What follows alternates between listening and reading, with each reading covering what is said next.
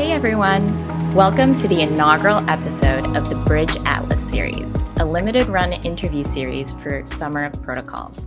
I'm Christine D. Kim, the host of this series, and for this introductory episode, I'm joined by two special guests. First is Ethereum Foundation's Protocol Coordination Co-Team Lead, Tim Beiko. Hi, Tim. Hey, thanks for having me. Glad that you are kicking off this episode with us. And we are also joined by the Summer of Protocols project manager, Stinson-Schroff. Hi, Timber. Hey, Christine. I hope I didn't butcher your last name. It wasn't too bad. Okay. I should have probably asked you that before starting this interview, but that's fine. I'm really glad you and Tim and Timber, both of you guys are here because we're going to spend this episode teeing up for our listeners what they should expect out of this entire interview series. And hopefully it will also encourage listeners to come back and listen to all of the interviews in this series. So for maybe to kick us off in this conversation, and for any listeners that may not be familiar with Summer of Protocols at all, Timber, can you start us off with just like a brief overview of what Summer of Protocols is and a brief overview of its history? Sure. Well, the Summer of Protocols is a research program that was started about 3 years ago with the idea of making protocols a first-class concept for thinking about the world. And the program has roughly gone through 4 phases. It started off with a pilot study, which we'll probably talk about later. And then the first summer, which was focused on research. The second summer, which has been focused on application. And then the third summer, which was focused on education. Along the way, we've had full-time year-round tracks like guest talk series, a newsletter that's evolved from just a basic info letter all the way up to a science fiction magazine, plus nonfiction essays. Produced a whole bunch of content, and it's all been started with the idea of studying what protocols are and getting a better idea about how to design them, how to manage them, and how to improve the ones that already exist. It's been funded by the Ethereum Foundation. We've had about 100 different people go through the program, SOPers, these participants who've produced essays, projects, artifacts, all sorts of stuff along the way. And it's been a very exciting 3 years, and I'm excited to share more about it. Yeah, I gotta say, I didn't know very much about Summer of Protocols before being approached to host this series, but I was really impressed with how much content you guys have created over the span of just 3 years. It's quite the breadth of work. And I'm glad you mentioned, Timber, that this is an Ethereum Foundation focused initiative. Tim, as I understand, you helped to kickstart this initiative, Summer of Protocols, at the foundation. Is that right?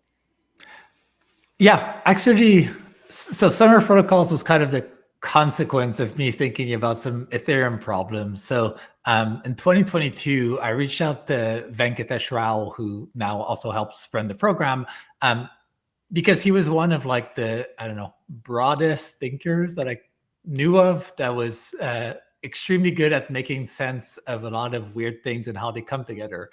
And I told him, I was like, look, I work on Ethereum and I'm not sure how to think about my work. Like, it's not kind of like a product. It's not quite a tech platform. It's not quite a like political construct, but it's a bit of all of those things. And Venkat in the past had done this work with Andreessen Horowitz. When Mark Andreessen put out this Software is Eating the World blog post, they effectively hired him to think about the implications of software is eating the world for a year. And he, worked with them and came up with this book called Breaking Smart, kind of thinking through the implications of it. So I reached out to Venkat and I told him, like, can you just help me think about Ethereum better so that I understand what I'm working on? We spoke and it was obviously very productive, but I realized like, okay, me and Venkat talking is just like too narrow of a focus. So I brought Venkat on as a consultant to the EF and had him speak with a bunch of people in the EF and outside and, tackle similar questions around like governance and ossification and, what even is Ethereum.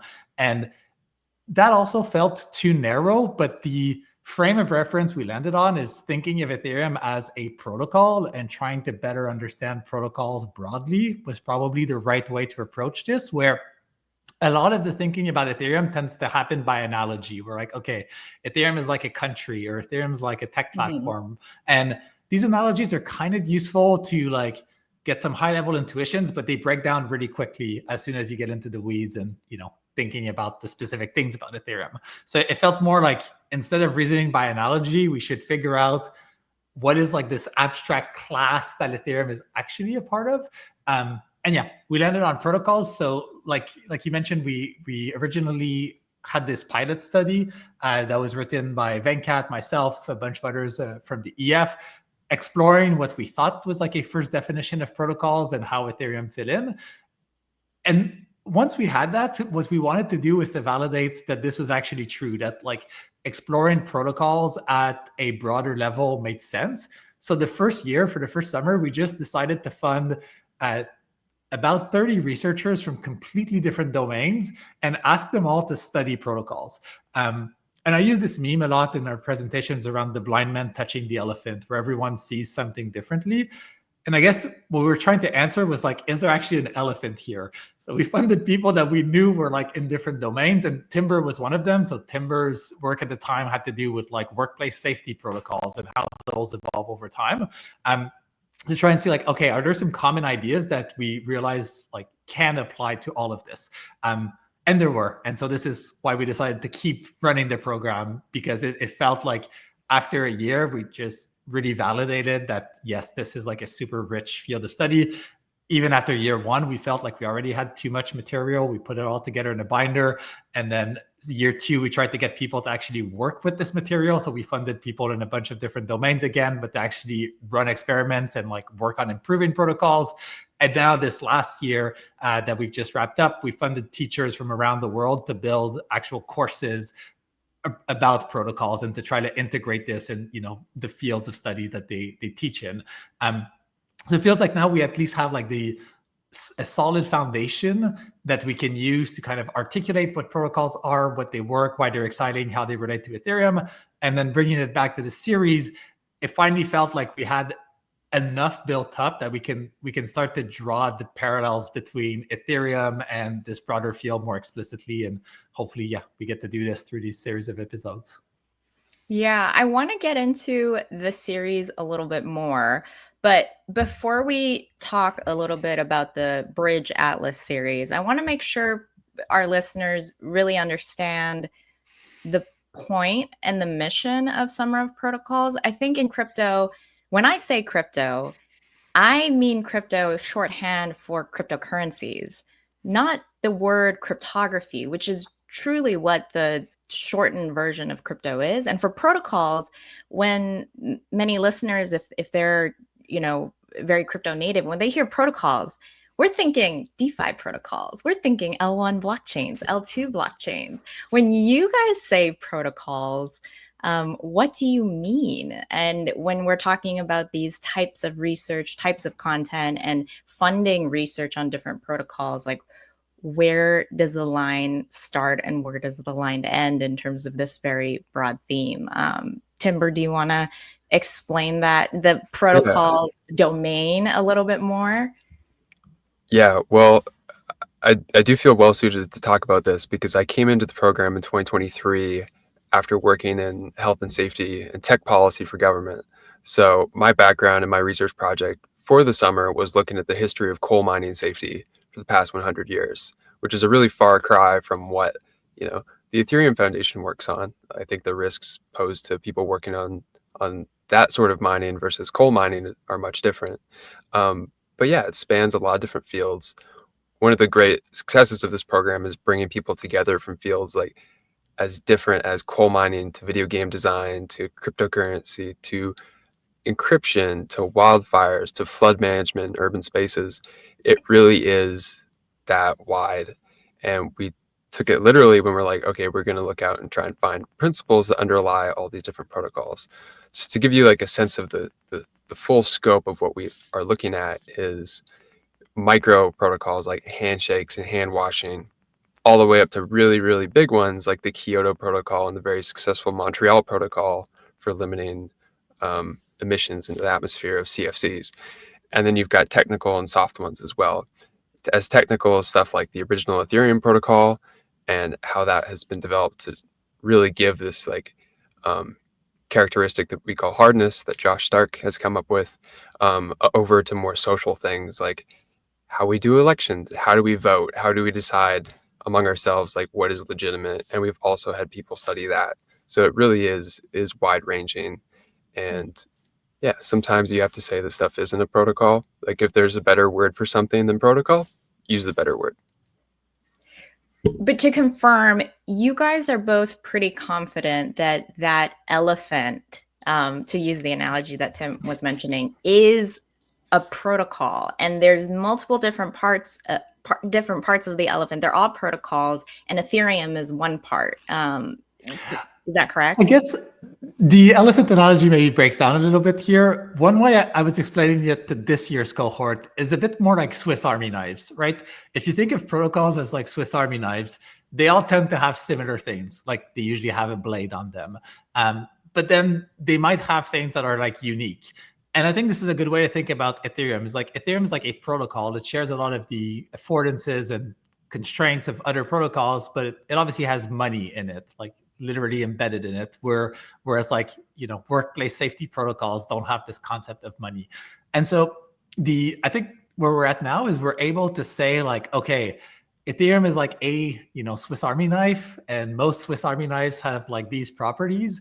And Ethereum is unique in that it has, this property, but then we can learn from how other protocols just kind of set up their own Swiss Army knives. What are things that that they have that like Ethereum might not have that it should consider, or ways that they approach how they like handle the Swiss Army knife that are different or complementary to ours. And I think that's been like the right framing where a lot of the lessons, basically it's like, can the things we learn from one domain actually generalize to some other space? And over the year, I think we've grown confident that yes, like there are these ideas that keep coming up, whether you're talking about Ethereum, whether you're talking about how you're designing a protocol for workplace safety, or a protocol for how to run an election or something like that. And there's these like higher level principles you can use to think of your work. And that's the thing that felt was missing. Whereas if you're like a software engineer, you tend to have all these frameworks for how do you build good software. If you're running a startup, you tend to have all these frameworks for like, how do you actually structure a startup? And so for protocols, there wasn't something like that. And maybe to like, I don't know, like encapsulate that quite crisply, our first paper had this like 20-word definition of protocols by Danny Ryan that was very verbose. And then at the end of the second year, Venkat reduced that to thinking of protocols as engineered arguments, that they're effectively this construct that exists that allows us to work through how an argument, whether this is like a technological argument, like how Ethereum comes to consensus on some state, or some, higher level argument where if you're looking at like social protocols and how we handle things that can go wrong there, then through this lens of engineered arguments, you can get just these common, these common themes that keep coming up and that help you like do this better. So long story short is we think that there's common features of different types of protocols, and studying it at that level allows us to make sure that the intuitions are correct and we're not just, making some generalization that actually doesn't apply or isn't quite right. Yeah. Okay, that's really helpful. I think that really does speak to the motivation of Summer of Protocols and what it's about and what it's doing.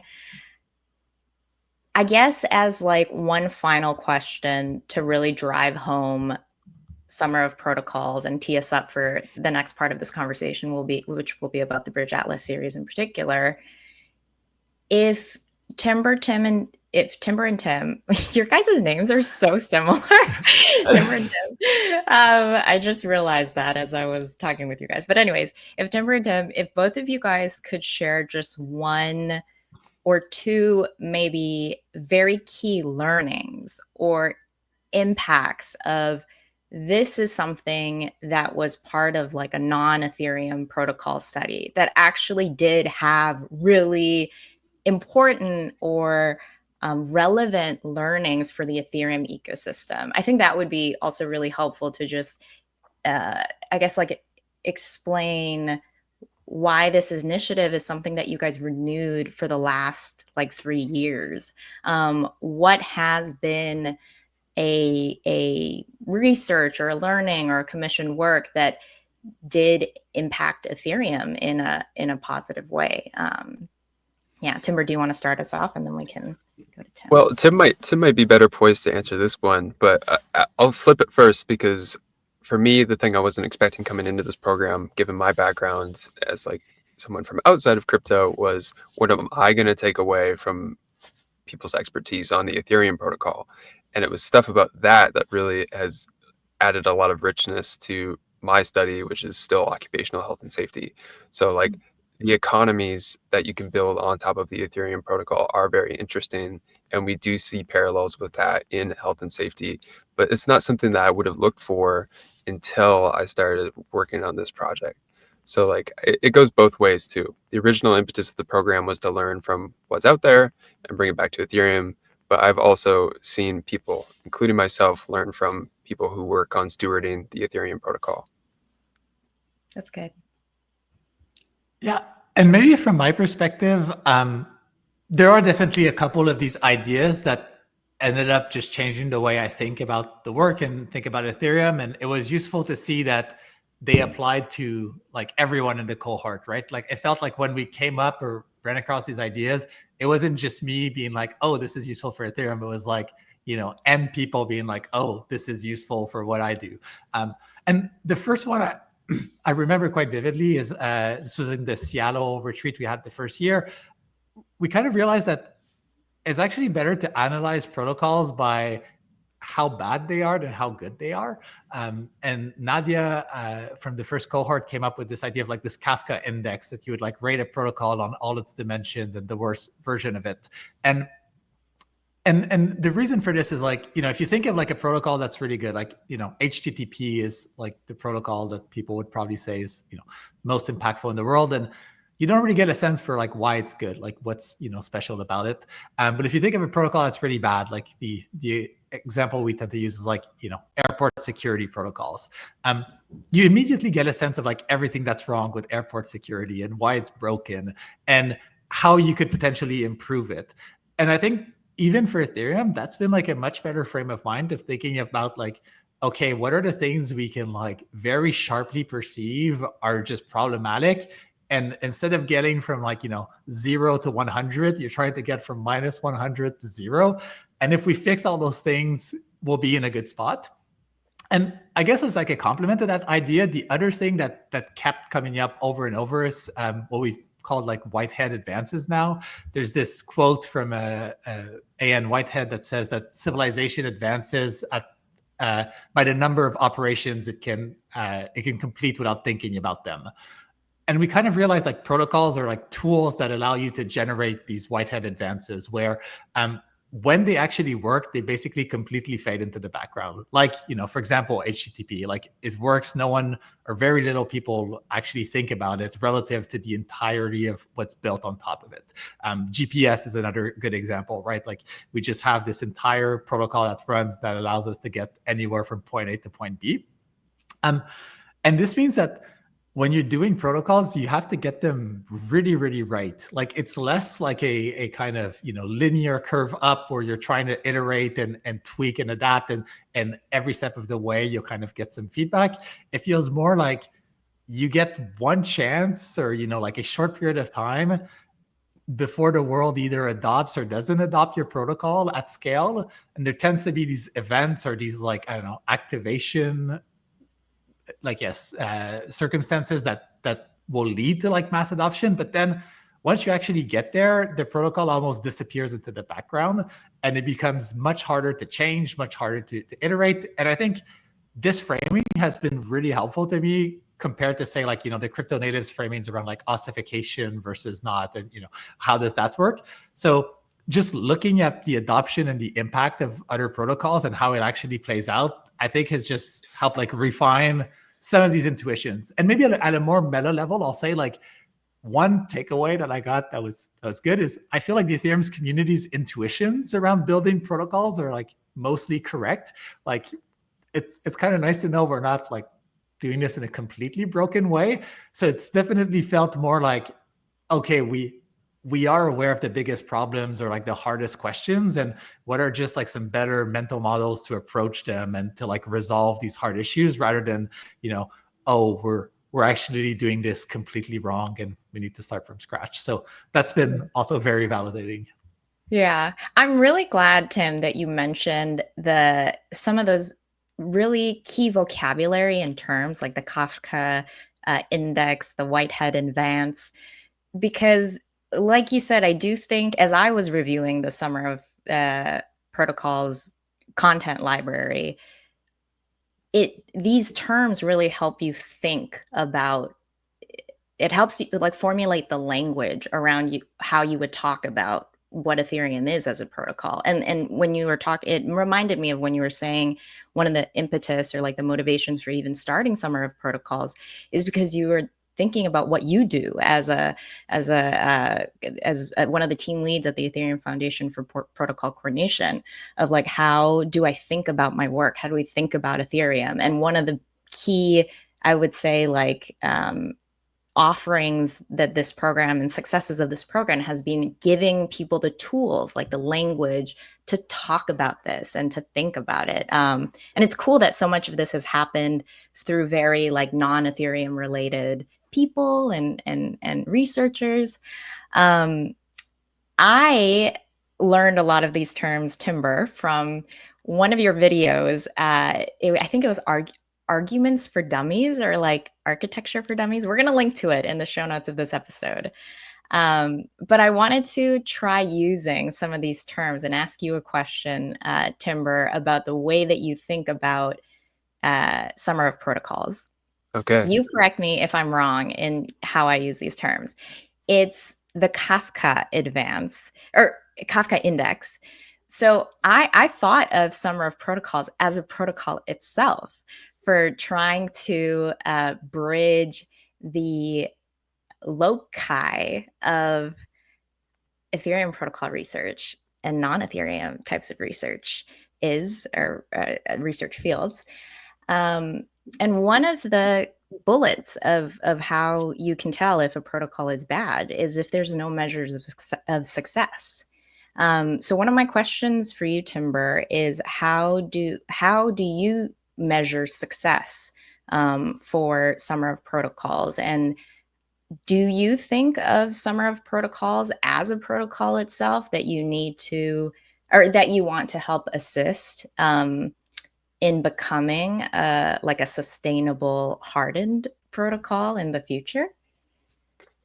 Great question, and that's probably the first time that somebody's like taken this like gun and like turned it around on me to think about in these terms. Yeah, perfect use of all the terms, in my opinion. Yeah, I'll start with like what the success of the program is and how we might measure that. We have a great guest talk, too, actually, by Corey Levinson, who's a climate researcher, and he talks about protocols for measuring carbon emissions and accounting. And he says that there's this paradox in that field, which is that the stuff that's easy to measure isn't the most effective. It's easy to account for, and like that's what we tend to do because we want to hold everybody accountable. And then second is it's easier to make an impact on this stuff if you don't worry about the accounting. And that's kind of the approach that we've taken here. It's like, it's very grassroots. It's very bottom up. We're trying to protocol pill as many people as we can, bring up their literacy with these terms that you talked about. I think that at the beginning of this program, there's this tension between breadth and depth. And that's what the impetus for the program was. It's like, okay, the Ethereum Foundation has very deep expertise in their protocol, so they need to go the other way and build breadth. So we swung the pendulum that way. And we didn't just swing the pendulum back to breadth after. It was like there was this protocol innovation, which is all the new terms that we've come up with. So that is a kind of protocol. It's like this literacy that we're building in people is how they can communicate with each other about these things in their field that they couldn't before. These words weren't used in this way. So we've gradually taken like year 1, year 2, year 3, the complexity of this language from postdoc to PhD to masters. And this summer is like when we really recruited help from professors from Beijing, Southeastern University in Ireland, Harvard, Princeton, Medina University in Italy, all over to help us take these terms and turn it into really important stuff. Helena Rong, one of our teaching fellows this summer, had a line that was, protocols are everybody's second language. Like, there's nobody who has native levels of fluency in protocols yet, but we're hoping to get there. So it is a kind of protocol for communication between people to talk about something very important that they weren't talking about before between fields. But it is hard to measure, and we're okay with that, and we're probably going to work towards ways to measure it. One of the things I do keep an eye on is, like Stuart Brand says, like, I'll get back to work when I'm done reading the internet, and I'm an avid subscriber to that as well. I read articles online, people I don't know who have mentioned the Summer of Protocols and the research that's come out of it, and they're using these terms. And that's a really good sign to me. I don't have data on it. It's all anecdata, but yeah, that's one measurement. Very cool. We've been kind of teasing throughout this conversation of this moment for Summer of Protocols in expanding it, really showing how this protocols, this emerging language, this emerging field of research can be more accessible and more broadly understood and adopted. Let's talk about the Bridge Atlas series and how this fits in to this moment of time for Summer of Protocols as an initiative. Tim, do you want to start us off with just a quick overview of what inspired the creation of this Bridge Atlas series? Of course. You mentioned yourself, Summer Protocols has a lot of content now.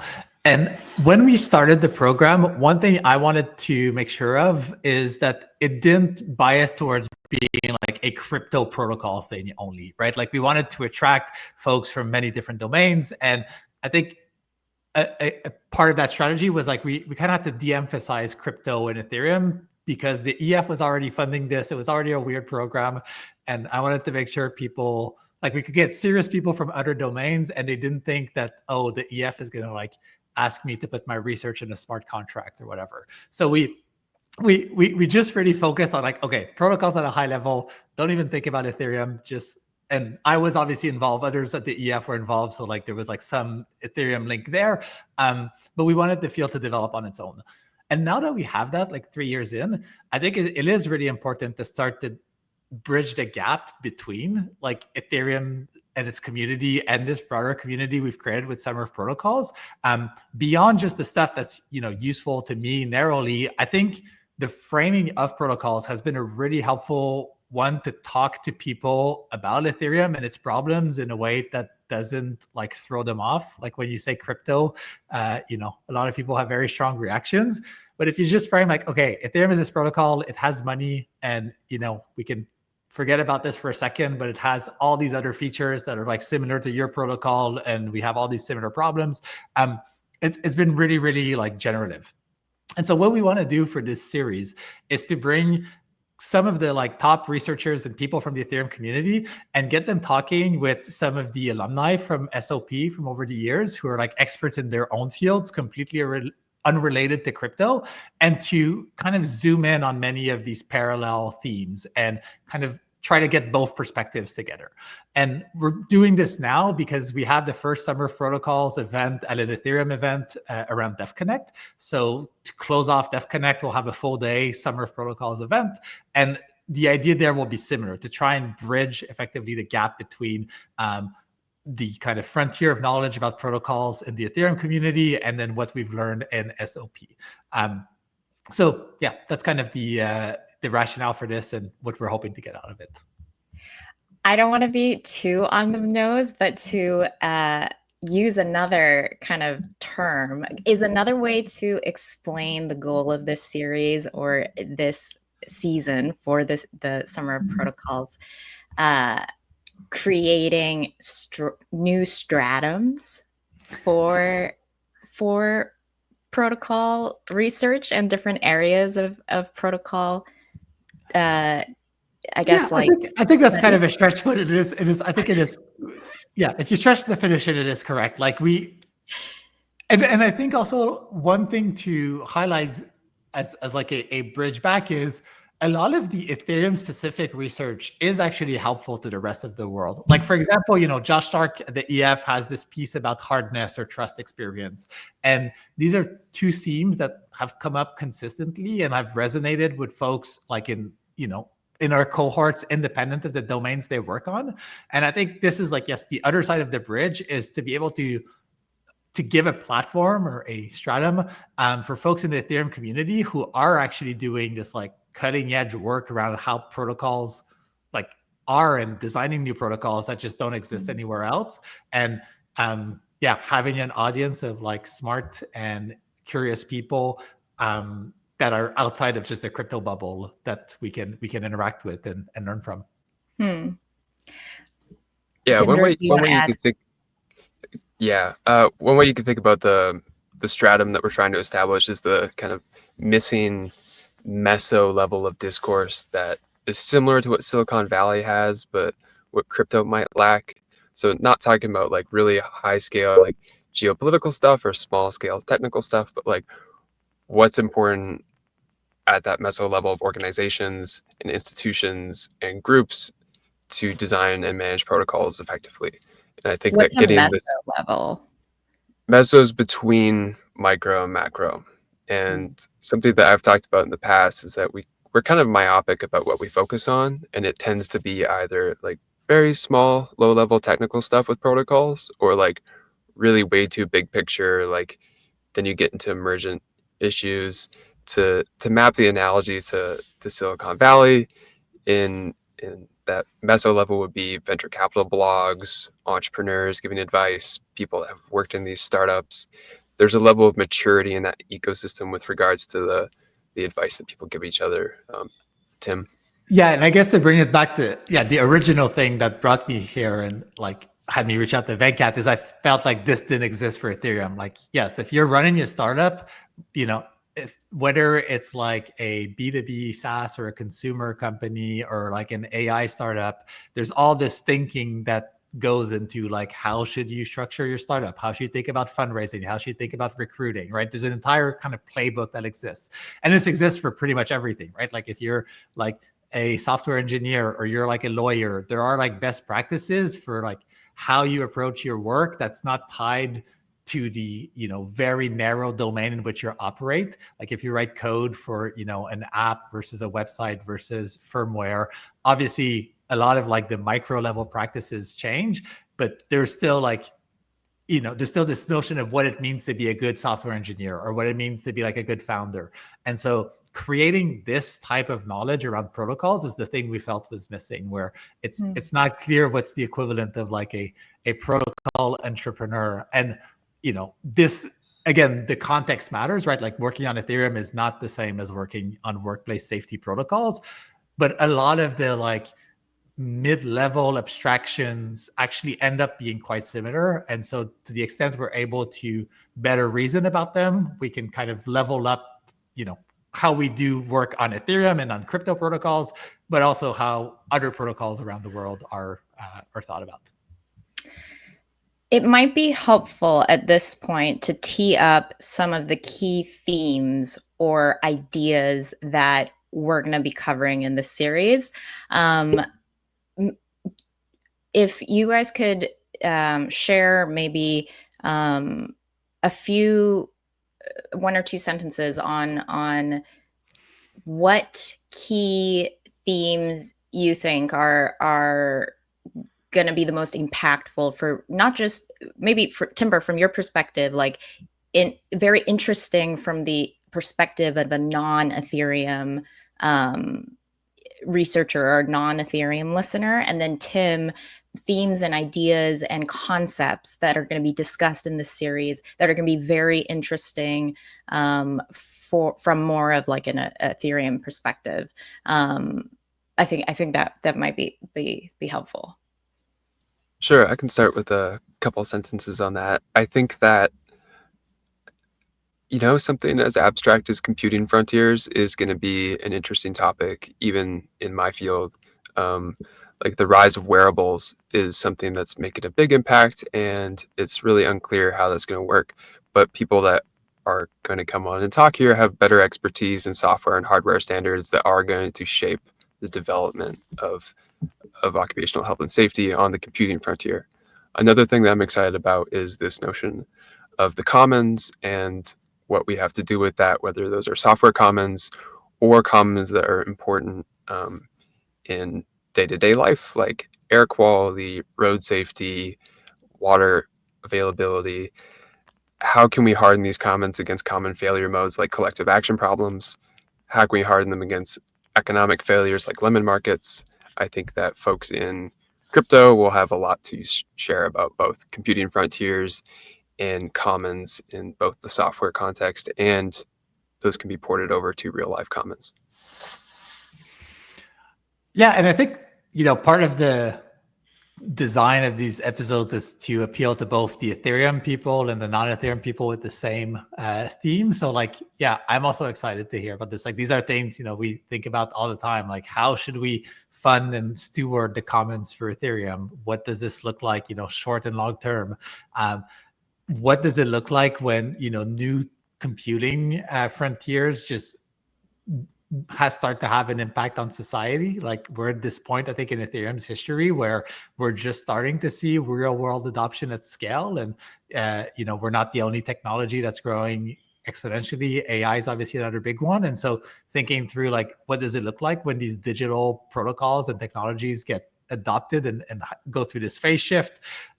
One thing I'm excited to talk to you about is like, how to think about protocol design in more depth, right? Like, what does it look like when you're actually trying to design in the abstract what a protocol will be? And then lastly, another bit is just like, what are the right institutional landscapes to have around protocols? How do you actually support them? How do these institutions change over time? What's their role relative to the actual individual in the protocols?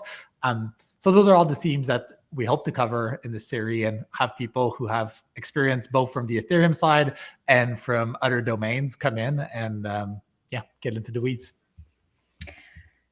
Not to derail this conversation on the Bridge Atlas series, but I do want to address a little bit of a elephant in the room, and that is my role in this series, you guys. I have been asking you guys all the questions, as is my duty as a host. But I think it's important to address in this intro episode, not just Summer of Protocols, Bridge Atlas, but also what I will be doing and why I'm doing what I'm doing. So as a bit of a background for listeners, sorry, Timber, go ahead. No, I was just say, why are you here, Christine? You're going to be leading the charge on these awesome guests and hosting this. And yeah, we are very interested in hearing about your background. We'd love to know more. And I'm sure that everybody listening to this episode is going to appreciate the context moving forward. Thank you for teeing me up there. I too was actually quite shocked when Tim, you had reached out to me about hosting this series. As a bit of background for any listeners who don't know who I am and my background, I have been working in the crypto industry, the cryptocurrency and blockchain industry since 2018. I used to be a former journalist at CoinDesk, a crypto media publication, and then I went on to join the research team at Galaxy Digital. I am now an independent journalist and researcher. I focus primarily on covering the Ethereum protocols and the Bitcoin Core protocol. So I would say my background and my expertise, what I really bring to the table is just a very strong understanding of how the protocols of crypto work. I gotta say, I'm catching up as much as I can with the resources you're giving me, Timber, on the discourse around just protocols in general, not just cryptocurrency protocols. But I gotta say, I'm a bit nervous about, moderating some of these conversations between Ethereum and then non-Ethereum people. Timber, do you have any advice for me actually in terms of bridging these conversations? Like, have you been in situations in kind of past, like while you've been the project manager for Summer of Protocols? What are some tips and tricks for bridging this discourse on Ethereum protocol development and non-Ethereum protocol development? I think what you've been doing, bringing up your own level of literacy with the terms that have been coming out of the SOP research program, that's a great way to do it. Introducing some of those, getting people to think about the protocols in their own fields and share a little bit of insight. One of the advantages of the series that we've lined up is that probably at least half of the guests were previous participants in the program, either alumni or guest speakers. So they are versed. So like there will be some expertise there, some level of literacy that's already existing. But these are great people that we have lined up, and they're going to have a great time chatting. Everybody's put a lot of thought into who's going to be talking to who. And yeah, I would say let your own curiosity guide you and ask questions about what you find interesting. Yeah, and maybe to add to that, like I think part of the reason I reached out originally, in addition to you understanding Ethereum and having that be a good starting point, is a lot of the series you've done and in the past have to do with like looking at the humans who are building the protocols and kind of getting into their motivations and how they think about it and their mindset. And that does feel like something that's that's quite universal, right? Like where whether you're working on Ethereum or you're working on, wildfire management or you're working on AI, like there's something around how people approach their work and how they think about what they're doing. That's kind of at this higher level. And yeah, I think you've done an amazing job doing this for the Ethereum community. And now hopefully we can replicate this in this context. I'm appreciate curious. the support, guys. Yeah, Timber. I was just going to ask, I was wondering what you're most curious about finding out over the course of this series yourself and what you're looking to get out of it in terms of learning about protocols. So Tim should know this about me. I am very much a skeptic. I'm pretty, especially when it comes to my coverage on Ethereum. Every time developers talk about a timeline, every time developers talk about reaching a particular milestone, the way that I approach it is very much prove to me that this is real, prove to me that this matters and that this is actually going to happen. So one of the things that I'm actually most excited about in this summer of in the Bridge Atlas series is confirming whether those learnings do actually exist between non-protocol researchers and these like experts in wildlife or wildfire management. Like to what extent, I guess, is it really all that relevant to Ethereum? Because I feel like now is kind of the test. I'm an outsider, so I don't have any skin in the game of like wanting Summer of Protocols to succeed or not. And to be quite honest, I have been impressed with some of the content that I've been reading with the vocabulary, but I want to experience, I guess, the this conviction that what people are studying in terms of protocols that are outside of Ethereum, outside of crypto, outside of blockchain, do actually have a lot of relevance and impact to this industry. That's awesome. I think if we can get you there, then all of the listeners will get there too. And that's the goal for what we're doing. So yeah, that's super exciting. I Awesome. love that. I think this has sufficiently teed up what we're going to be doing for these next few weeks with all of the interviews that are coming up. Oh, I guess one last thing that maybe we should clarify to our listeners, especially because I'm going to be talking about the Bridge Atlas series quite a bit, is the name itself, the Bridge Atlas series. I think it's pretty self-explanatory, maybe the bridge part, because we've been talking a lot about bridging discourse and communities and researchers. Timber, do you want to explain perhaps a little bit more on the motivation for the name of this series? And I believe it's the name for the event as well, at the end, correct, for DevConnect? It is the same name. So the name of this series will be the same name as the event in DevConnect on the last day there in Buenos Aires in Argentina. About the name, Bridge, like you said, self-explanatory. I think it's important to think about making these connections between fields, between theory and real life, between people, and to think about it on a big scale. Like, we're making a new map of what the future might look like through these bridges that we're building. And it's not just one map. Like, an atlas is multiple maps. There will be multiple perspectives brought here, people building bridges from different islands of their own practice to different fields of study.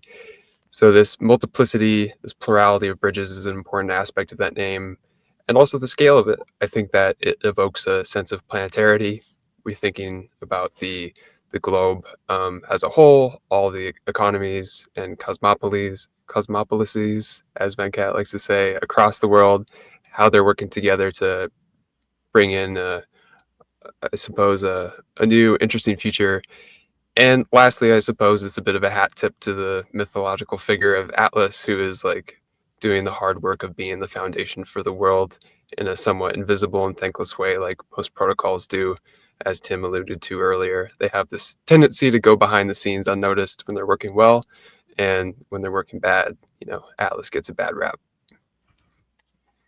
No, that's good. Thank you, Timber. And thank you, Tim, as well. Thank you guys for helping me tee up this series. I'm really excited to host it. And I hope everyone listening is going to be joining us for all of the upcoming Bridge Atlas interviews. I'm really excited. Thanks. Yeah, we are too. Thanks, Christine. My pleasure. I have 3 quick reminders for all of the listeners that are listening to this intro episode. As you heard in today's episode, what you can expect for the next few weeks is more roundtable discussions with both subject matter experts from the Ethereum community, but also non-crypto, non-Ethereum related, who are from non-crypto, non-Ethereum related industries and academic fields. I want to emphasize three different things. The first is, if you enjoyed this episode, if you liked listening to it, and if you're excited for the Bridge Atlas series, please be sure to give this episode a big thumbs up on YouTube and subscribe to the Summer of Protocols YouTube channel. If you are listening and you want to stay engaged with Summer of Protocols community, if you have any follow-up questions or want to continue the discussion after the end of any of the episodes, there is a Summer of Protocols Discord channel, which will be linked in the show notes. So please do join, chime in. There's a whole community of people that are watching the same kind of content you're watching. And finally, please check the show notes of today's episode as well for links to more of what we talked about. If you're curious to learn more about these terms, Whitehead Advanced, Kafka Index, if you want to get more educated on this discourse around protocols, as we mentioned throughout the episode, there's so much content. So check out the show notes for links to where you can find that content. And I think those were the 3. I will be back again with a new episode of Bridge Atlas soon. So stay tuned, and I'll talk to you guys all again then. Thanks, everyone.